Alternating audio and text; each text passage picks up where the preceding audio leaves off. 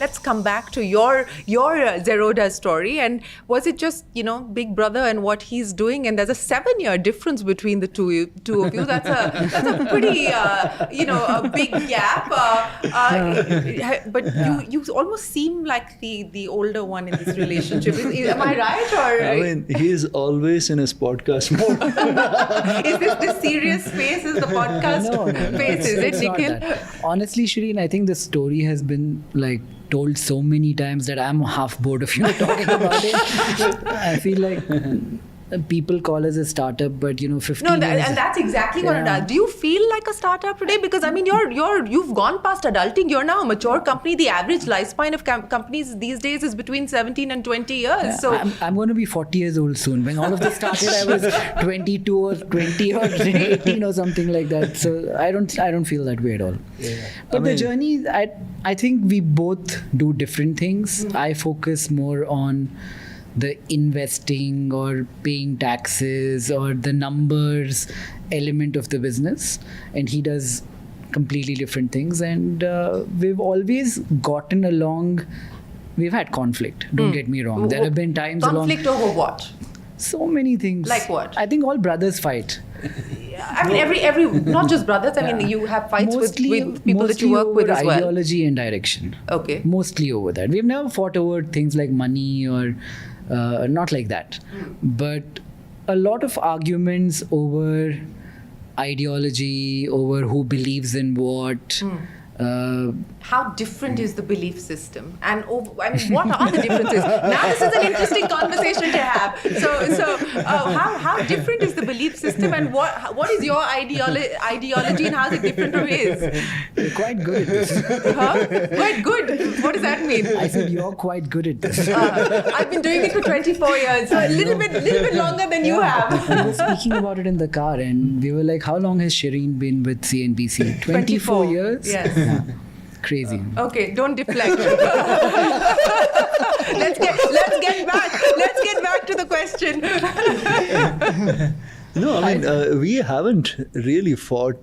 I mean, 2 times in the last two or three times, as in, it's not even fight. I would say it was more like a conflict as such. 2 times in the last 10 years, 15 years. And I think we have very sober fights. Yeah, it's a disagreement. It's like that, so.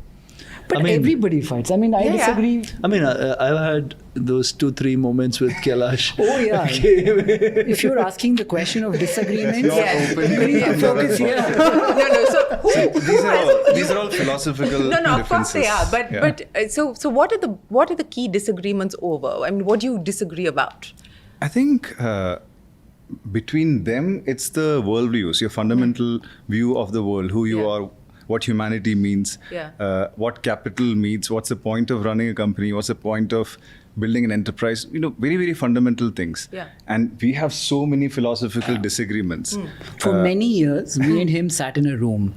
So our office used to be on top of a house in JP Nagar. So the top floor of the room, which had a big bathtub inside, it was like this shower kind of thing. We had 2 computers and we would sit there for many years. We used to cook fish and compete over who made nicer fish. And so throughout that era, I think we both would disagree on so many things and argue about so many things. We continue to disagree, by the way. Can I say something? Yes, I think please. This is the problem with media today, that Which there is no problem? discourse. We have enough discourse. There is discourse. Yeah, we're engaging in discourse. But all media always agrees with a certain thing, and there's no discourse between one media and another media. I don't know what media you're talking about, but there's plenty of discourse and dialogue on CNBC TV18. But it's important to talk about the issue that you just raised on capitalism, and clearly you believe that the kind of capitalism that we're used to is not working for everybody, and that's the worldview that I imagine all 3 of you broadly sort of converge on.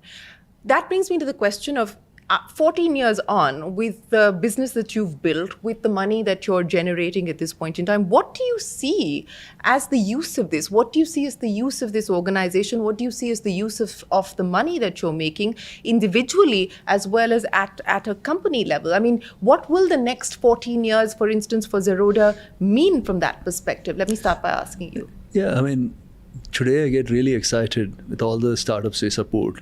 Like there are 150 investments from Rainmatter, and we've allocated like 750 crores or something like that. So and Kailash gets really excited with the foundation. I'm also excited, but I'm not in it completely, because I still haven't yet found the cause that I really want to support, as in something which is close to my heart. So there also we committed a significant portion of our capital. I mean, the idea right now is to do 1,000 crores and then see how it goes. I mean, the use of money, Nikhil says, is to grow money, as in he does all the investments. So a lot of money in gold, a lot of gold and real estate, not real estate, sorry, stocks and etc. So you're making the money for them to be able to use it the way that they would like to use it. Can I say something here? In a David versus Goliath world, where Goliaths are getting bigger, and I wouldn't like to say monopolies, but somewhere along those lines, I feel like we are still David in the story. We are these we're 1,000 people sitting in a corner of JP Nagar in Bangalore trying to compete with people who have a lot more access than us. We've been struggling for a long time to maybe get a banking license. We are subject to regulators who we don't really have any influence or access to. Their decisions can reduce our revenues by 50% in one day. They can make us shut down 6 months later. We still feel like somebody small in a corner of Bangalore who got lucky by being in the right place at the right time with the right people and everything else. But I don't think we're at a point in time in life where we can sit down and be like, okay, this is so much money. What will we do with it? Because like I said, we really want to be a bank. But however we have tried over the last many years, we have not been allowed to. Like that, we want to be so many other things and bring in products in so many other categories. So we're stuck in that place. I don't think we're in the, okay, ye ho gaya, abhi kya karna hai place. We're in the how do we build kind of phase. And this is an interesting point, because I want to get the three of you to comment on that. And I'll start with you, Nikhil. You talked about this David mindset that you're operating with, which is really the challenger mindset. And that drives the priorities that you decide to work on, as well as the direction that you choose to take forward. Now, where you find yourself today and the kind of regulatory changes that we are seeing, do you feel like it's an existential point in Zerodha's sort of journey today, or do you believe that this is a significant speed breaker but not an existential one? Well, I don't mean to be I'm not prefacing this with anything, but I feel like the regulators have done a lot of good. We've had great regulators, SEBI, RBI. Just to talk about one facet of them, you know how there is corruption in so many domains. I would say I don't know everything about SEBI or RBI, but in all the time I've interacted with them, I have not seen an iota of corruption or things like that in the interactions that we've had with them. There's a lot that the regulators have done which have made the market more robust over many years. And there is something to be said on the other side. In a classroom with 50 kids where the teacher makes the rules and reprimands kids at will, will there be innovation coming out of those kids who are living in fear? Likely not. I can translate that same thing to entrepreneurship, and there is more fear in the ecosystem. I think we need regulators, government, everybody to be more ally to the entrepreneur and not somebody who's in the position of reprimanding an entrepreneur. You feel reprimanded today? No, but I feel like there's a lot of fear. Not just here, but everywhere in the ecosystem, there are many people who are scared. And if I were to look at what can help India go from A to B, but having an ally mentality where entrepreneurs work with regulators, work with government, and if we are able to mitigate fear to a large degree, more people will go out and attempt entrepreneurship, which is what I think the country needs. Good point. And let's pick up on that, Nitin, with you. And you spoke about this very openly, saying that you believe that perhaps the best is behind the broking business on account of the many changes that have come in on the regulatory side, whether it's F&O and so on and so forth. And the prospects of moving to T+0 and ASBA in the secondary market, that could be an even further debilitating factor as far as your business is concerned. So how do you operate if there is fear, obviously that constrains your choices at this point in time, or do you feel that you now have to think out of the box to try and sort of innovate your way out of this? And is it even possible? Yeah, I mean, the thing what the regulator, especially SEBI, wants the brokers to do is to earn money only from brokerage and not from anything else. And since the entire industry is used to earning in a certain way, which is like a sum of all the parts. So it's going to be a big challenge especially for, I don't say incumbents, but then someone who has benefited the entire broking industry, it would be a challenge. Now, essentially, we have to figure some way to kind of get over it, as in we potentially have to up the brokerage or something like that, and. But given the competitive landscape that you're dealing with, how easy is it going to be to up the brokerage, so to speak? And offset or work your way out of this? The thing is, we're really confident on the product. Okay, so the thing is, running a broking firm is a tough job. Yeah. And it's because of all the dependencies that exist, especially in the product side, and what Kailash has built is really special. So we have an advantage in terms of product to be able to charge a premium. For like 14 years, we charge an account opening fees. Yeah. We are the only brokers to do it. Yeah. But now you've done away with it. We had to do it away. We had to get away with it. But the fact that 1.4 crore Indians paid an account opening fees, that says something about the product. Yeah. Right. So essentially, I don't think the industry, we can play around with the.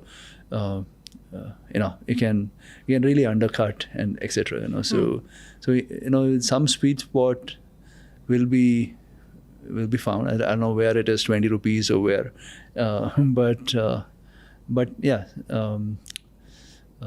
It is challenging. So for you on the product side, and I know that you've always had the mindset of ensuring that the product is ahead of the regulation, but anticipating this degree of change, this frequency of change, how challenging has that been for you?